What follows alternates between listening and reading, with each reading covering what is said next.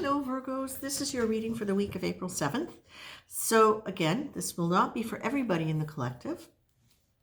As I started doing this, I saw an image of a toy soldier, the kind you would see in the Nutcracker with the wooden toy soldier with the bright red jacket and the pants and the hat. But this soldier is walking and all of a sudden turned to the side and gave me a cheeky wink. And I thought that it really represented the kind of charm that Virgo has. You are a very charming sign. And also a certain playful quality to it. But what was really interesting as I started investigating that feeling of that further was that it's a wooden toy. And it's alone. It's not with other wooden toys. It's walking alone. And I look at this and it feels to me very much like there is a sense of, as much as you can be playful, as much as you can be cheeky and charming, there is a feeling of the fact that it's not always easy for you to really connect beyond the charm, beyond the playfulness, that when it comes to really deep, heartfelt connection, sometimes you find yourself a bit at a loss. And it's almost as though it doesn't matter if other people really adore you. Like there's a part of you that has a hard time opening up to it. And as I started pulling the cards, one of the things that struck me was you got the why not, who says so card. And that reminded me of what we did last week, where I believe it was that your mantra was, who cares, or something to that effect. But it's got that same feeling that is your, that was your mantra. And so now that's what I'm getting is, drop the weight of worrying. Check in with whatever it is that's been holding you back from really being able to open up. Start being aware of the fact that you are in connection with that higher, broader field that can actually bring you more abundance and more abundance in all forms.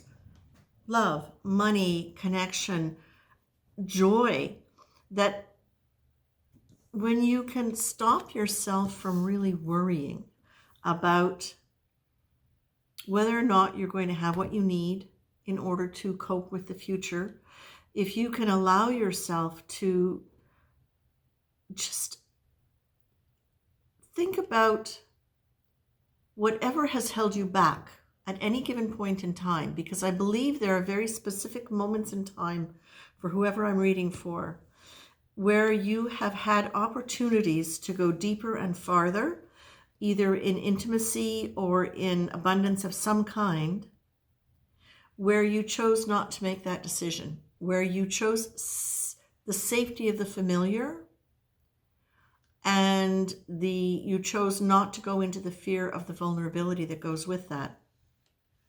And I feel as though, again, whoever I'm reading for, I feel as though some of you have taken on a lot of rules around love and vulnerability that you haven't necessarily defined as coherent rules that you could actually read and write, but that they were things that you developed almost at an unconscious level as a child, and that you carried some of that with you. But Virgo, what you're being told here is to really question what that old story is, because it doesn't have to be. It really literally is, who says why not? Check it out. Look at it. Who were those people? What were the situations? And are they relevant to who you are now and to what is going on in your life now?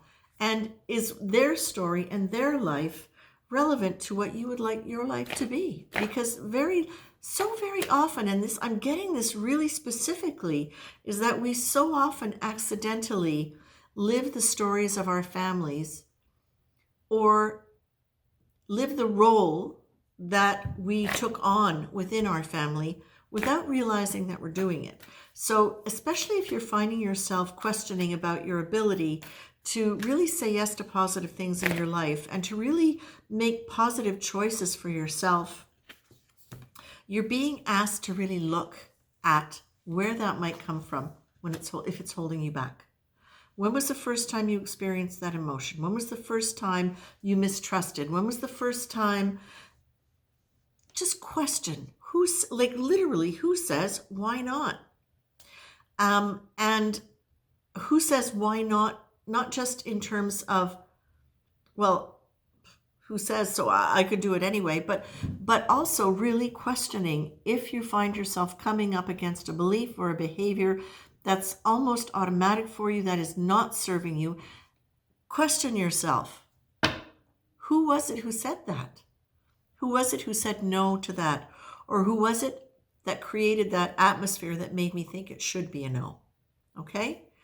This, again, it's about you learning to understand that just because it's a thought or a belief, you don't have to let that overtake you. One of the most important things you can do is decide what it is you want and set the internal boundaries with your mind to not keep perpetuating those thoughts or beliefs, to act differently, to behave differently, to question instead of just continuing on, because that will get you out of struggle. That would allow you to move more into the surrender of life rather than having to guard yourself and protect yourself all the time.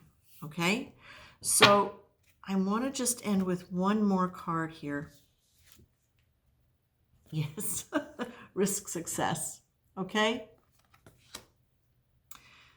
Commit to life. Engage in life, willing to take the chance that will move you forward to whatever success you desire, or even to the fulfillment of ones you've not yet identified. Take a chance, acting as though everything you do might be the best possible choice. Okay? There you go. Virgo, I'm going to leave you with that. I hope that's helpful. Take care, and I will probably see you again next week. Take care.